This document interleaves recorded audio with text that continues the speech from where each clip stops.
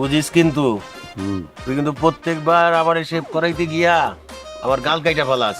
আর এইবার যদি কাটে আমি লাইটতে বাড়িতে বাড়ি দিব। কথা কই আমারে বরকা দেন। আরে আমি কি আর হেই আতলা চলি নি কেন, আমার তো নাপিতে রাত হয়ে গেছে গা। আপনার পোলা কোনদিন না খায় থাকবো না, বুঝেন নাই? শুনেন, তা আপনি কি ভুলে গেছেন নাকি একবার কিন্তু আমনো চুল কাটতে যে আমার ঘাড় কেটে দিছিলেন?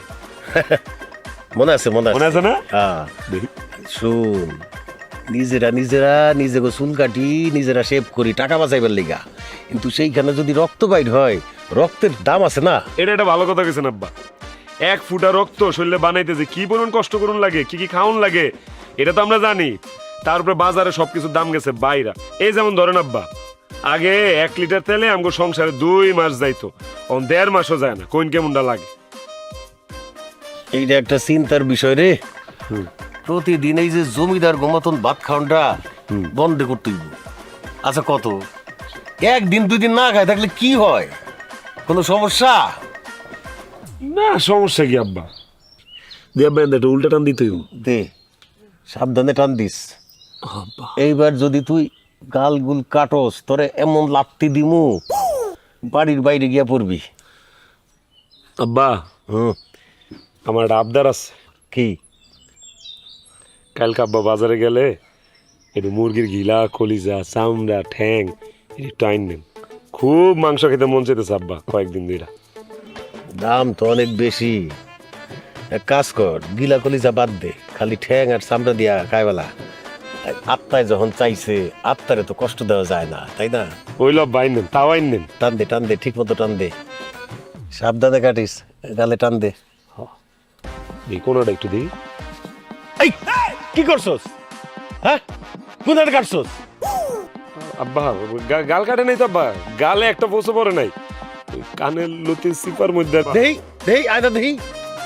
ও নো, আই হারি আব্বা কানের লতিটা একটু কাটটা গেছে। ওই হই হারাম দাদা, তুই আমার কানটাই কাটে ফেলাছস, তোরে আমি আজকে খাইছি। আব্বা আব্বা আল্লাহ আব্বা, আপনি এটা কি করলেন আব্বা? আপনি এটা কি করলেন আব্বা? আপনি আমার 5 বছরের পুরানো লুঙ্গিটা ছিঁড়া ফেলাইলেন আব্বা। আমার তো আর লুঙ্গি নাই। হাই হাই রে, কি সর্বনাশটা করছি। তুই মইরা গেলেও তো আমি এই লুঙ্গি পরে পড়তে পারতাম। আল্লাহ, আপনি এটা একটা কাম করছেন। সুমি, এ সুমি, কিরে এনো দেখ আব্বাই কি করছে, আমার লুঙ্গি ছিঁড়া লাইছে।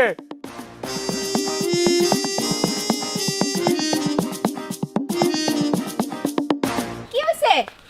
দেখ কি করছে আব্বাই। যা হয় হোক, আমি আর তোমার জামা কাপড় সেলাই করতে পারুম না, এইটাই শেষ। কি কইতেছস তুই? দেখছস তুই কি অবস্থা? তা আমি কি হাফ প্যান্ট পরে ঘুরুম? এলাকার মানুষ কি কইবো যে দাম না বলে হাফ প্যান্ট পরে ঘুরে? সেলাই করে দেনাবো।